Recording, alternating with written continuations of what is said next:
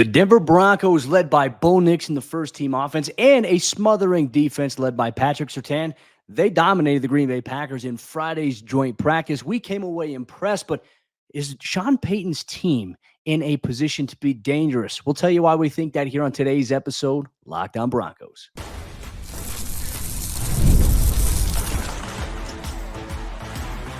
You are Locked On Broncos, your daily Denver Broncos podcast. Part of the Locked On Podcast Network, your team every day. What's happening, Broncos Country? Welcome into yet another episode, Locked On Broncos, your daily Denver Broncos podcast, part of the Locked On Podcast Network, your team every day. I'm Cody Roark, Broncos reporter from Mile High Sports, joined as always by Sayre Bedinger, site expert over there, predominantly orange.com. Thanks, Broncos Country. For all the everydayers out there who make us your first listen, you can get the show for free on YouTube or wherever you get your podcasts. Sean Payton believes that the Denver Broncos, they're young, but they also might be dangerous. And Friday's joint practice against the Green Bay Packers gave us a little bit of insight into the competitive identity of this team and some of the younger players as Denver dominates in the joint practice on Friday. We'll go over some standouts, including Tim Patrick putting on his best day of training camp on the final day of training camp. Is it enough to stack him up for a roster spot here in 2024? Bo Nix, the Broncos offense, and heck, all quarterbacks for that matter, looked good against the Packers defense. We'll highlight what stood out, what they did well, and of course, the Broncos secondary led by Patrick Surtain. We'll kick off the action here on today's show. They smothered that really good Green Bay Packers wide receiving core that we've talked about in the build-up to this joint practice and preseason game. We'll break all that down here on today's episode of the show, part of the Locked On Podcast Network, your team every day. Today's show is brought to you by Game Time. You want to go to the Broncos-Packers preseason game, you're in Denver, well, download the Game Time app, create an account, use code LOCKEDONNFL for $20 off your first purchase. Terms apply. Sayre, the energy in Denver was at a different level during Friday's joint practice. Last year, Denver had it against the LA Rams. They came out flat. Sean Payton was pissed about last year's. It was a different vibe, a younger team here, Green Bay Packers in town. Denver came with a lot of energy, and it was a night and day difference of what we saw last year, and it really started to shape the identity of this young team. There's a lot of energy, specifically on the defensive side of the ball. Well, we talked about in the lead up to this joint practice, we want to see and hear about just how that Denver Broncos defensive backfield is going to fare against a star-studded wide receiver room over there in Green Bay. And of course, there's no, I don't know, who's the best receiver, Justin Jefferson, Jamar Chase. There's none of that on the Green Bay Packers roster, but they do have a deep room with guys that are going to give you a challenge every single rep. And the Broncos secondary, Cody, from the sounds and looks of it, from what I saw, some clips floating around on Twitter, I mean, Pat Surtain with a number of big plays on the day. Riley Moss continuing to stack the days. I know there was some thought early on in training camp that Riley might be off to a negative start, but I think we've kind of just heard everything to the contrary of that from Sean Payton, from his teammates, and seeing it in the preseason game, and now seeing him after the preseason game. Didn't it kind of feel like the narrative shifted a little bit because he looked really good in the preseason game, and then all of a sudden he's starting to have these good practices? Maybe it's just a way of kind of beholding a guy when you're watching one-on-ones versus team stuff versus a game setting. But Riley Moss, he might finally be emerging, if not already has emerged, as that number 2 guy that the Broncos are going to have in their starting lineup at corner. Yeah, and look, the reports that came out about Riley Moss struggling, those had no credence to it. I think people see someone catch, even if it's contested, and Sean Payton acknowledges, if anyone watched the Kay Adams interview, talking about Riley Moss, like if you're completing it on Riley, it's toughly contested. It's not like an easy boom. You know, oh yeah, is there a play or two where maybe he slipped or something? Yeah, it happens to every DB. Sometimes the turf monster gets us, that you get sniped in the leg there a little bit. Riley has had a terrific training camp, contrary to what anybody else is saying. And this is coming from someone who's literally been at every practice all training camp, who is a former DB, who literally just specializes in watching the DBs. That's my expertise. And so I try to bring that knowledge to do it. But the thing about Riley here, man, and I tell you this, my lead for milehighsports.com on this story, you mentioned the guys like the Bo Meltons, Christian Watson, very, very good wide receiver. You obviously talk about Dontavian Wicks. They have a multitude of different players, Romeo Doubs. they have a talented group of wide receivers, and it said, much like the Avengers had a Hulk, the Broncos had a PS2, and Pat was just on a different level. It's to the point, Sayre, he was locking up everybody, whether it's Christian Watson, whether it's Romeo Doubs. I mean, the Broncos, the key play here from PS2 on the day, it was move the ball period. The Broncos up 3 points there, 24-21. The Packers at least need to get into field goal range to tie it or score a touchdown to win it. The Broncos defense, led by Surtain, by Jaquan McMillian, Riley Moss, PJ Locke, they forced 4 straight incomplete passes. That was 1st and 10, 2nd and 10, 3rd and 10, and 4th and 10. The 4th and 10 play, you had Romeo Doubs. He ran like a deep comeback towards the sticks where it would have been a first down. PS2 comes in, perfect hip position, and brings his hand through to knock the ball away, forces him out of bounds, incomplete pass, no catch. That would have ended it. That would have won in a real game. It was competitive. It was fiery. Jaquan McMillian covering downfield Christian Watson. And there was a play Jordan Love threw it deep downfield. Jaquan had great coverage on there. He kind of jumped up in the air to go get it, but the ball hit his heel and popped up in the air and fell to the ground incomplete. PJ Locke had a near interception. Riley Moss on the very first play of that series almost had a pick 6 from Jordan Love there. So, I mean, they made it difficult. And look, it's not just the secondary ball. Now, the secondary did its thing, but you also have to give credit to the linebackers, Cody Barton, Alex Singleton, Jonathan Cooper, Baron Browning, DJ Jones, Zach Allen, John Franklin Myers. This was a good showing. And it was hey, last year, and a lot of these guys were here. A lot of these guys came in, they felt like they got punked by the Rams last year. They were not going to let that happen. Obviously, new faces and a lot of young guys. Man, making plays. Reese Taylor coming away with an interception. J.L. Skinner almost had an interception. There was 4 near interceptions, but then Reese Taylor comes up with 1. It was just an energetic day. And obviously being right there, right next to the defensive backs, you get to hear them talking and whatnot. I can't share anything that they say, but man, it's entertaining. It's exciting. This team is full of youth, energy, enthusiasm. And look, they're bought in, and that's a good sign. Not saying, hey, Denver's going to go win the Super Bowl, but I think Denver's going to be very competitive this season. We're not going to get into the win-loss standpoint. We'll let that play out. But I think Denver's going to be ultra competitive this year, regardless of how many wins or losses they get. Well, I'm glad you mentioned it starting up front with that the pressure the defensive line is putting forth. I saw a number of clips of Nick Bonito. Oddly enough, one of those ones being one where he potentially looked like he hit Jordan Love on the hand and popped the ball up into the air. But Jordan Love said after practice, no, I got accidentally hit by right tackle Zach Tom. So Broncos country, you don't have to worry about. I saw somebody tweeting out, well, yeah, that's a Sean Payton coached team for you, hitting the quarterback in practice. You can't do anything but just roll your eyes at that. But pressure coming from up front, these guys playing with a great energy. Sean Payton noting a couple of times over the last handful of days, you've got this young team that it's not that they're playing with just this blissful ignorance of what everybody's saying, but it's this youthful confidence that's just we don't really know that we're supposed to be bad. Why are we supposed to be bad? Because you never watched us play, that type of thing. That's kind of the vibe that I'm getting, is that these guys just all have opportunities to prove themselves, whether it's the defensive line, the linebackers that people have counted out, the defensive backfield where, you've got all sorts of narratives going on back there. You can't replace Justin Simmons. You Riley Moss, he can't play corner. He's supposed to be a safety in the NFL, right? All these different guys. Jaquan McMillian, you're undrafted. You're not supposed to be starting, right? So I think there's all these narratives at play here that the secondary, the defense in general, Vance Joseph as a coordinator in general, I think I saw a lot of people complimenting the way that he was kind of calling the practice today. Jim Leonard got a shout out after practice from Sean Payton. So there's a lot at play here that's working towards the Broncos. We've been saying it all offseason, Broncos country. This team looks like it's going to be a lot better than anybody really thinks in 2024. And internally, the belief is there from those players. And that's all that matters. And look, I know there's going to be people saying, well, hey, you media people, all you do is create hype. That's part of it. We talk about what we see. There is energy. There is, I feel like, a reason for this Broncos team to be hyped. And look, they believe it's an us against the world mentality. And certainly they played like that during Friday's joint practice. And you want to see that. I thought they did a really good job of responding because it's a different look, something they haven't practiced against all season, all training camp. And look, the Packers have a ton of talent on that team, and I just came away impressed.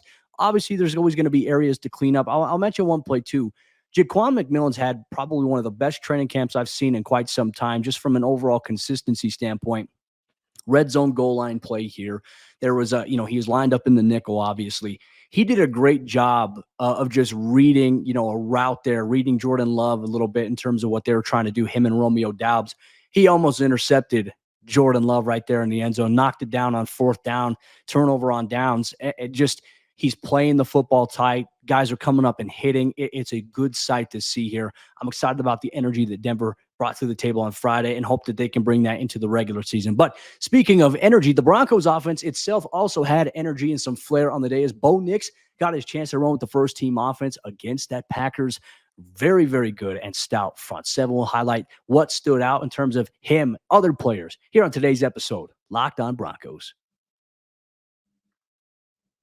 Broncos Country, today's episode of the show is brought to you by our friends over there at the Game Time app. And Game Time is an authorized ticket marketplace of the National Football League, which makes getting tickets faster and easier. And prices on the Game Time app, they actually go down the closer it gets to kickoff. And if you want to attend the Broncos-Packers preseason game on Sunday, 6 o'clock p.m. Mountain Time, you're in the Denver area, go check out the Game Time app today to see the best deals, including the lowest prices guaranteed. So you can go see some preseason action as Bo Nix gets his first start in front of a raucous crowd at Empower Field at Mile High.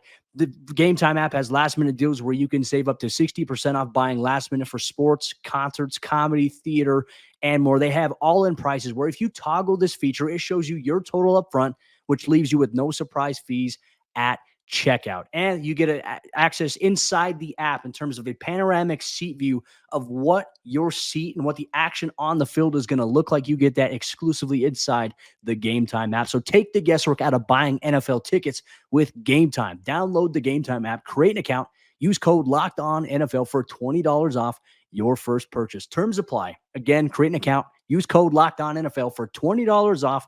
Download Game Time today. Last minute tickets, lowest price guaranteed.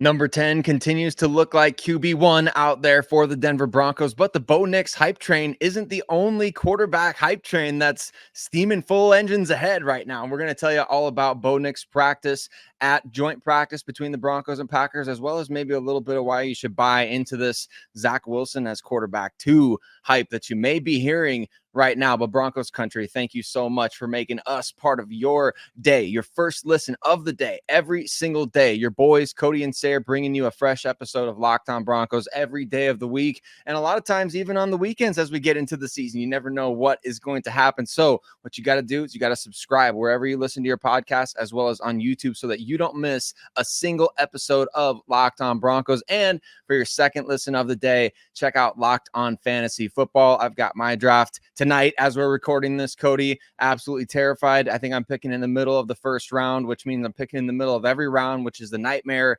scenario here. So wish me well in my fantasy football endeavors. But Cody, I think I'll probably end up drafting Bo Nix in my fantasy league, if nothing else, just for the novelty of it, because why not? You need a backup quarterback anyway on your fantasy roster. And hey, you never know. He might end up taking over at some point on my fantasy team, knowing how I draft. But Bo, we wanted to see, can he show up against a different team's defense? Because when you're going up against your own team in practice, and you can probably better explain this than I can, you're practicing scenarios, you're installing stuff, you've gone up against each other a number of times, you kind of know each other's tendencies. That's not to say that you don't take anything away from practice against your own team, but when you have a joint practice, you get a bunch of fresh faces coming in, and they're throwing a new defense at you, and you're running your stuff against their stuff. Bo Nix, I feel like from what I saw, Cody, passing every test that the Packers threw at him in this practice, we didn't want to hear about well, he should have been sacked on this play, or he threw a bad pass on this play, or he had an interception on this play. We heard more about, touchdowns and big plays and all these making the right decisions, kind of carving up the Packers defense a little bit. Tell us what you saw out there from Bo Nix that may lead to ultimately, we already know he's going to be quarterback 1 eventually, but maybe this joint practice with Green Bay solidified that. I feel like it did solidify it. Like we even talked about, hey, just making the starter after the preseason game against the Colts. And look, obviously he's going to start on Sunday against the Packers. But, at this point, we think a quarterback decision is coming. I just felt like, here's the thing. And look, outside of stats, like I don't track training camp stats about how many touchdowns or interceptions or incomplete passes a guy throws or how many completions he makes here. What I think everyone looks at here is what is the process of how he plays the position, right? And look, after week 1 of the preseason, you get all these nerdy analytics that sometimes, look, analytics I think can be very, very good for you. But sometimes I think some people nitpick analytics to a point. It becomes annoying. And it's like, I just want to shove somebody in a locker because of it. But like average depth of target or, oh, well, he's only throwing 4 or 5 yards. Bo, I think the thing I've seen from Bo in that game against the Colts and also here at practice, Bo is smart. From the time he gets the ball in his hands, he even before that pre-snap, he's reading the coverage, he's identifying the mic, and he's understanding, okay, hey, this is what coverage they're in pre-snap. He gets the ball, he's going through his reads. If one is there, if his first read is there, he's firing it. If it's not there, he goes to 2. If 2's not open, he goes to 3. 3's not open, he goes to 4. 4's not open, bang, he dumps it off. Like that's what you want to do, as a quarterback. I think we live in a time right now, Sarah, it's a microwave society. And look, a lot of people play Madden, a lot of people play college football. Fun games, don't get me wrong. But the Madden mentality drives me nuts because it's like 1st and 10 on your own 1-yard line. People are trying to throw all 4 verts, in a sense. Like they just want you, you have a 99-yard touchdown pass. Bo is methodical in the way that he moves the ball downfield. And that was demonstrated in this joint practice against the Packers. He's getting the ball to his hands quickly. He's putting it where it needs to be. He's using his mobility to buy time. And look, all the questions about his footwork, maybe throwing off platform a little bit, in this joint practice specifically, I can tell you 2 instances on the field closest to us where we were watching. And look, I had the privilege of standing next to Chase Daniel, Diana Rossini, James Palmer. We were all watching and talking and going through what was happening here. Bo Nix is making the right decisions. And Chase Daniel's sitting there because he knows Sean Payton's offense. He's calling it out what the play is based on the formation, where the tailback is lined up. He says, okay, Bo should be looking here. Bo's doing it. Bo's hitting the things. He's hitting those landmarks. And there was pressure on the inside on one play. And this, I think, was Bo Nix's play of the day, to be honest with you. Pressure coming from the inside. He sidesteps, steps up, sets his feet, fires a rocket about 20 to 25 yards down the middle of the field towards the left side to Josh Reynolds, who would beat his defender there. Big play there. Bo is the type of guy I think will sustain drives for the Broncos, move the ball downfield in a sense, and he's not necessarily going to be the reason you stall out. I think he's smart. He's ahead of the curve here. Chase Daniel thinks he's ready, thinks he's going to be QB1, thinks he should be QB1. We know Sean's not willing to just come out and say it, even though he can't hide his poker face. Bo was in command, and man, he was delivering in this joint practice going against Eric Stokes. You talk about even like Jair Alexander, like Quay Walker at linebacker. The Packers are big on the defensive line, Sarah, and I thought he did a really good job. Certainly there were times where pressure came through. That's a little bit of a concern there. Now you get the tape to see that. Bo delivered, though. And look, that's all you can ask for your guy. He makes the good decisions, and he also can move you downfield. He does that. I don't give a damn about these ADOT, DVOA numbers everyone wants to live and die by. I go by what I see. Yeah, it's a 4-letter word ultimately, right? It's aura. Bo Nix has it. I mean, Diana Rossini, who you said you stood next to in practice, I don't know that we were but 20, 30 minutes into practice, and she tweeted out something to the effect of like, Bo Nix is an absolute stud. I think she was just watching him run 7-on-7s, and you can just tell the guy does have aura about him. He carries himself with such confidence. I watched a little clip that they shared on their way back to the airport, I assume, her and Chase Daniel on the ride over there. He said, Bo Nix looked elite out there. I mean, those are his words, not mine. And you're talking about a guy, like you said, Cody, who was in Sean Payton's offense. He's worked under Sean Payton. He was on the New Orleans Saints for a number of years there. And so Chase Daniel knows what he's seeing out there. It's not just, a former quarterback. Yeah, he's just, it's a quarterback, like alliance or whatever they've got there. No, he's calling it how he sees it. And what he sees is a guy that's executing Sean Payton's very complicated offense. Remember, an offense that the rumor was last year, they didn't open that thing up all the way. I mean, they were playing the greatest hits for Russell Wilson to allow him to be the best version of himself.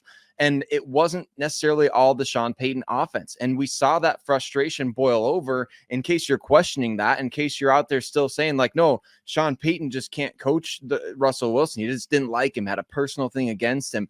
No, that's not the case. Like he couldn't operate the offense effectively enough. And how much are we seeing in training camp. Bo going over the middle of the field, the quick outs, the slants, all these different things, the comebacks, the hitches, seeing the whole field, not just dumping it off to the running back after scrambling around. Like, we all love Russell Wilson as a dude, right? And when we wanted to see him succeed in Denver, and I'm not trying to make this a thing about Russ, but what I am trying to say is that the negativity towards the Denver Broncos all offseason has been rooted in the fact that they dumped Russell after throwing 26 touchdown passes, seemingly throwing a pretty high completion percentage. You know, the Broncos won 8 games last year. All these statistics, like you're talking about, Cody, they seem to indicate the Broncos were on a positive trajectory with Russ, and then you clean house and you bring in Bo Nix, who people didn't like in the pre-draft process because he's too old. He doesn't have enough arm talent. Turns out the guy has unmistakable aura. He knows where to go with the football. He can operate a complicated, complex offense, and the Packers just found out. So I think, for me, Bo Nix is that dude for the Denver Broncos. I'm not trying to overhype. I'm not trying to be the orange colored glasses guy. Yeah, I'm a Denver Broncos fan for life. That's all I've ever known as a football fan, is the Denver Broncos. I want the team to be good. We often see the best and stuff, but you and I have gone on this show slamming this team for different decisions over the last handful of years and talking, you know, realistically about where they've been at as a franchise, how embarrassing the Miami Dolphins game was last year, how embarrassing it was to lose. I don't know, what are we, eight straight games against the Raiders at this point? They were still the Oakland Raiders last time the Broncos won. We've talked about all that stuff.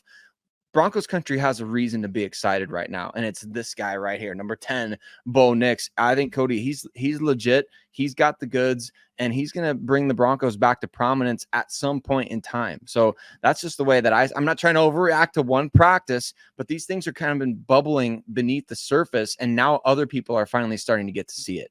When you talk about consistency, you want to see him stack days. You want to see him make the right decisions. And if he makes a mistake, does he make the same mistake the next time? The answer to that question is like, no, he doesn't make the same mistake twice. Like, he's good at correcting himself. He takes the coaching. He's just at his maturity level, his cerebral processing is on a different level right now. And look, even if he struggles and makes mistakes, you have to evaluate it in the vacuum of, okay, what is he doing well? And are the things that he's making mistakes on, is it hurting the Broncos in a way that's costing them games, right? And that stuff can be fixed. That stuff can be correctable. But if you see Bo continuing to just trend upward, there's great things that can come from that. And I think the Broncos are very excited about it. And look, the offense came away very, very pleased with what we saw here on Friday here. In terms of that, Broncos country, next up is the game on Sunday. There's some other standouts and some news and notes coming out of joint practices with the Packers from Friday. We'll give you an update on that. Plus, an injury update on Devon Vele. Will he be able to play on Sunday? Sean Payton gave us a little bit of insight of that. We'll talk about it here on today's episode, Locked On Broncos. Today's Locked On Broncos is also brought to you by our friends over there at LinkedIn Jobs. And when you're hiring for your small business, you want to find quality professionals that are right for the role. That's why you have to check out LinkedIn Jobs, because LinkedIn Jobs has the tools to help you find the right professionals for your team faster and for free. LinkedIn isn't just a job board. LinkedIn helps you hire professionals that you can't find anywhere else, even those who aren't actively searching for a new job but might be open to the perfect role. In a given month, over 70% of LinkedIn users don't visit other leading job sites.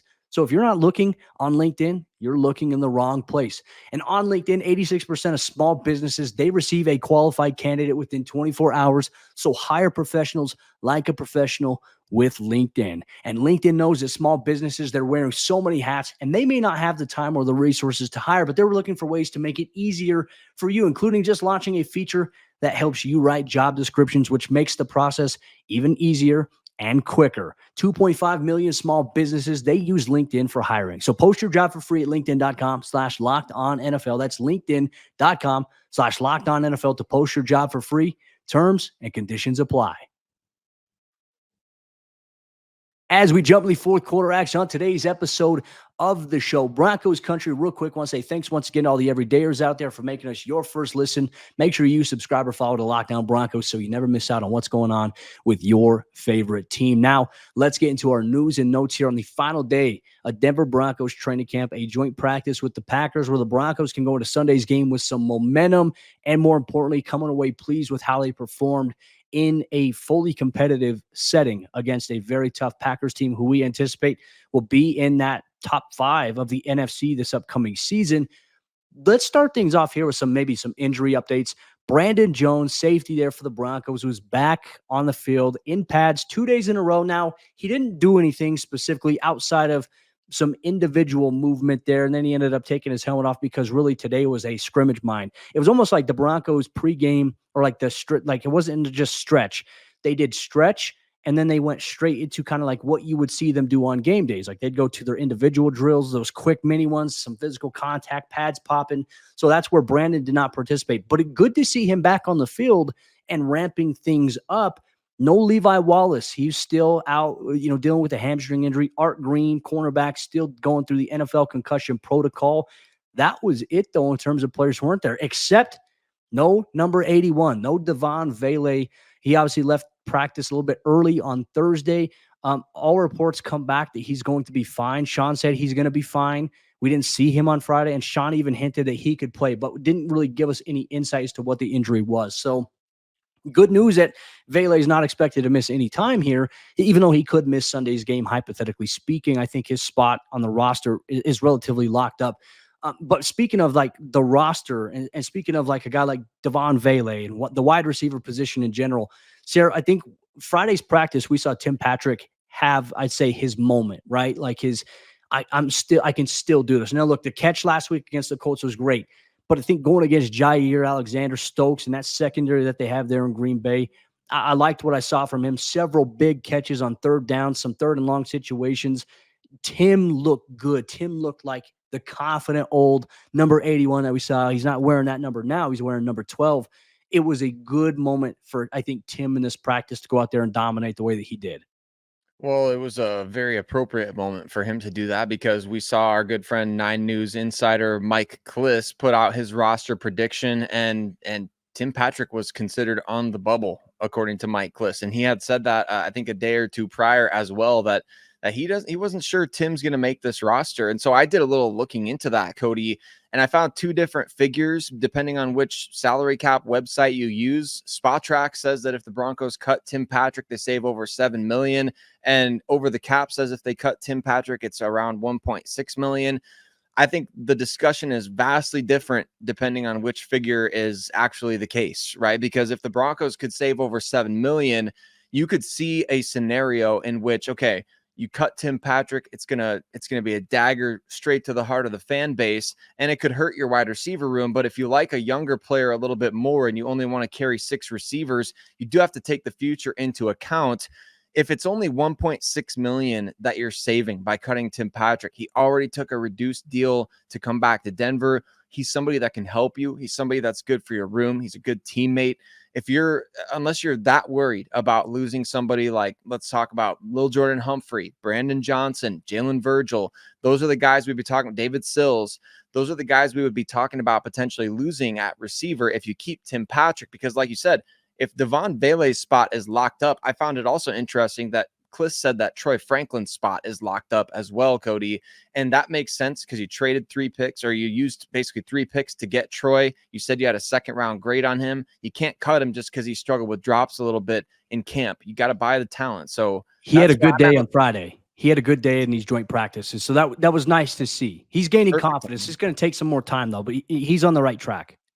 So what's your take on that then? The wide receiver room with the rumors of, I mean, this caught me way off guard. I've been planning all offseason. Every one of my roster predictions, I've had Tim Patrick on it because it feels like he took the pay cut. He did the stuff and he's back. He's healthy. We saw the little first down point and like, he looks like he's fresh. He looks like he's ready to go. What's your take on Mike putting him in his roster bubble at this point? Yeah, I mean, I think when you look at it, I think a lot of that has to do with maybe the emergence of Devon Vele a little bit, Josh Reynolds. I mean, but here's the thing, Lil Jordan Humphrey playing consistently. Sean Payton wants size at the receiver position. Some of those guys I think you can get, like Lil Jordan Humphrey, I think you can get back on the practice squad. I'm not disputing that. But I think like Denver does carry 7. And I think it's going to be Cortland. It's going to be Tim. It's going to be Marvin. It's going to be Josh Reynolds. It's going to be Devon Vele. It's going to be Troy Franklin. And I got the 7th guy being Jalen Virgil because dude is a brick house as a return guy, and he's fast as hell. Like he's going to specialize in that. You need that type of dynamic in the kicking game. And obviously, Jalen Virgil's impact as a core 4 player, that right there itself, Sayre, is a good thing to monitor because he can do a little bit of everything. He's not just a wide receiver, and he's not going to play as much at wide receiver, but man, he's going to play almost every special team snap you want him to. And Troy Franklin's going to play special teams. Devon Bailey's going to play special teams. You're going to have a multitude of these guys. Marvin Mims returning. You're going to have 4 of these 7 guys playing special teams for you, which answers, I think, questions to various areas you need. That's my prediction. But I just don't see the Broncos going into the season without Tim Patrick.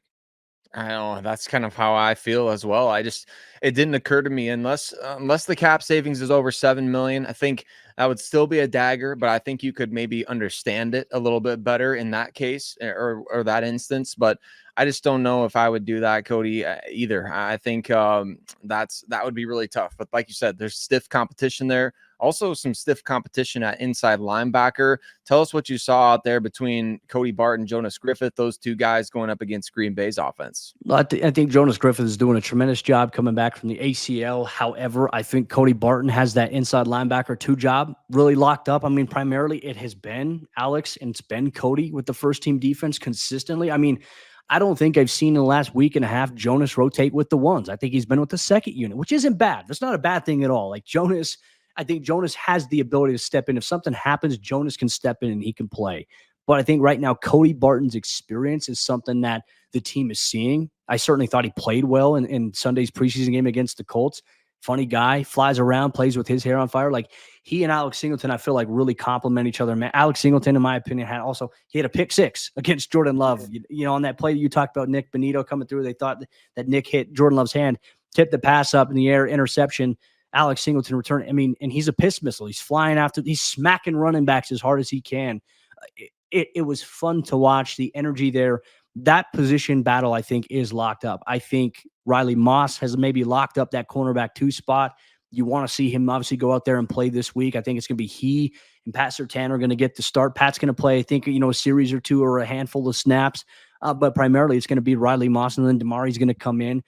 Damari's had a tremendous camp as well. That's not a knock against Damari, that Riley might be ahead of the pack right now at that position. And certainly Sean Payton has talked a little bit more about Riley than he has Damari. But Damari's going to be relied upon this season. Denver's going to rely on a lot of guys at corner this year. They're not just going to pigeonhole 1 or 2 guys at the position. They're going to put guys in certain situations they feel like benefit them defensively. So there is that.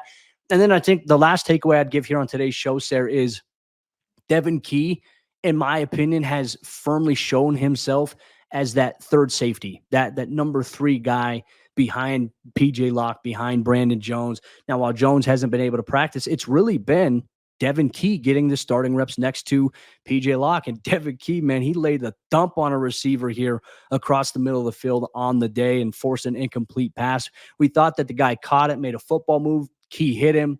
Thought it was a fumble. The referees blew it, said it was a, incomplete pass there. He's playing with a lot of confidence. He's got a key role on special teams as their personal protector. He is that third safety. And look, if Brandon Jones misses time, it's going to be Devin Key who's going to get the first reps here defensively here for the Broncos. So just a lot of good news and notes. And Sayre, I would say clarity is coming, or has come a little bit from the last week and a half, the first preseason game, and also this week of practice as to where the roster is headed. But we're looking forward to Sunday's game, preseason game number 2, Broncos Country. Thanks for making us your first listen of the day. Make sure you catch us on Sunday following the game for a Locked On Broncos post-game report. We'll break down all the action and recap it and more here, Locked On Broncos. We'll see you then.